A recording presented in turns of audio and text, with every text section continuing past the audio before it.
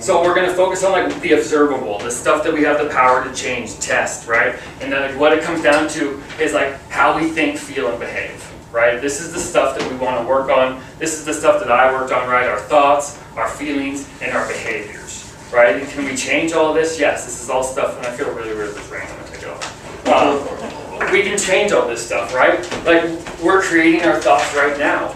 Right now, everybody in this room is having a completely different experience. Right? Like Jordan could be like sitting there and be like, man, this is boring. How much longer here? And I'm not saying you really think that, right? And that might be like, this is like, that's like, I've already found my one thing. I've learned something. This is great.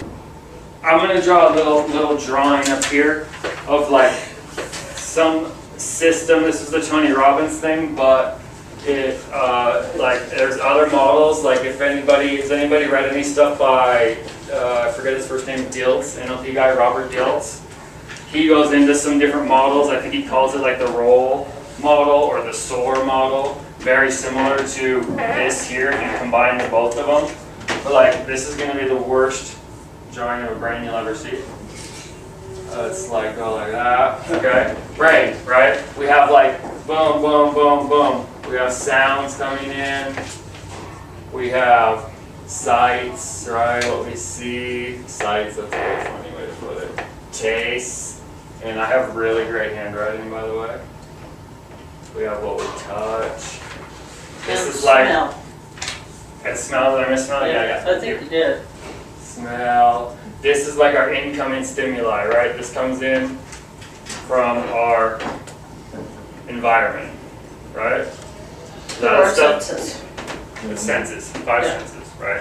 That comes in to our brain. And then we have in here, we have like, this is like our values, and then we have our beliefs. This is basically our filtering system, right? So we have like stuff coming in, we process that stuff, and this is like why we can all have different experiences, right?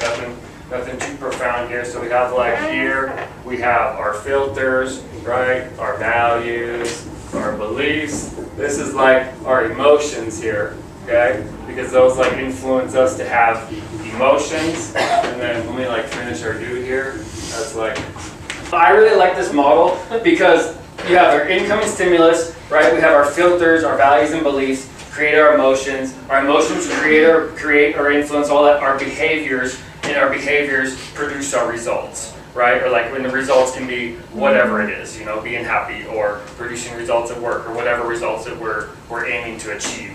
But one thing I liked about this system is like, I don't think it's like linear, right? Our stimulus doesn't like go just straight, our stimuli comes in, the filters, it causes the emotions. It's not a linear system, right? Look at it more of like a broader picture. All of these are components in a system and they all affect each other. Right? So instead of going in a straight line around, and it makes it more complicated to think about because you're like, okay, well, where do I even start if like this goes here, and that goes here, and this goes over here, right? And that goes over there. There was an arrow there. And that goes over there. But like, I like systems theory because if you change one part of a system, everything else changes. Right? Now we may not know, I may not know exactly if I make a change to my emotions, right?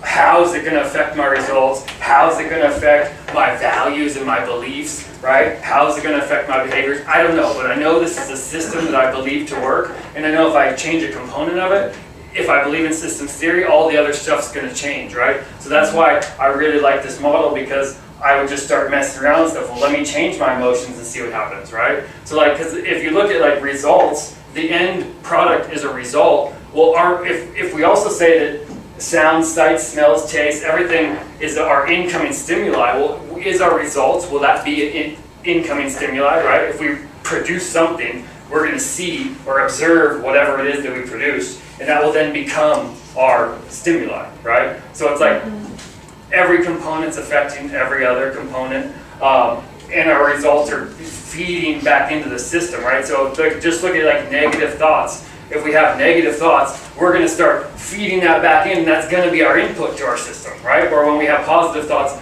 those positive thoughts will become our input, and they all kind of like affect each other. So that's like, these components were super helpful. Or did you have something to add? I was just going to say, you know, you could look at some of those components and they're really weighted because emotions are, if you change your emotions to being happy, all the other stimuli is going to look different than if you're depressed.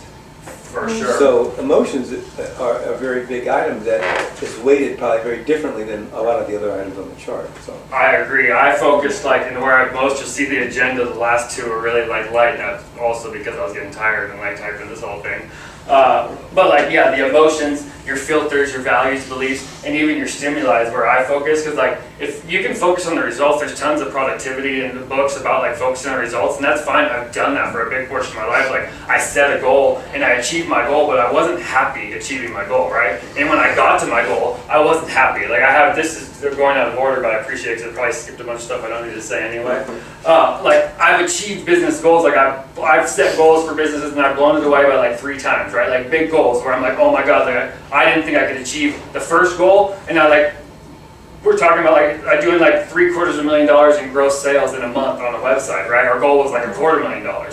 So it's like I've achieved those goals in life where I said like I'm just gonna make money, I'm gonna do that. But it's like then I got there and it's like my life still kind of sucks. I have this money to spend on this stupid crap I don't need, and I can go to these casinos and pretend like I'm cool. And like, it didn't make me happy, right? And I always thought growing up, like, oh, if I can just, my parents are like not happy because they have to go to work and like do this work for other people and do that stuff. So I was like, all I need is money and I have happiness, right? So I focused on those results in the first like chunk of my life, right? And I got there and it's just that wasn't happy. So I focused on the other aspects this time. Like, why not be happy first and then worry those results will come, right? And I found like I'm getting closer and closer to my goals faster and faster right now because I'm just focusing on how I'm processing the information coming in at the time, right? The emotions I'm having on my everyday basis, and my behaviors are being influenced automatically, and my results are also like moving in the direction where I want them to go. So I think like, yes, the emotions heavily weighted, for sure.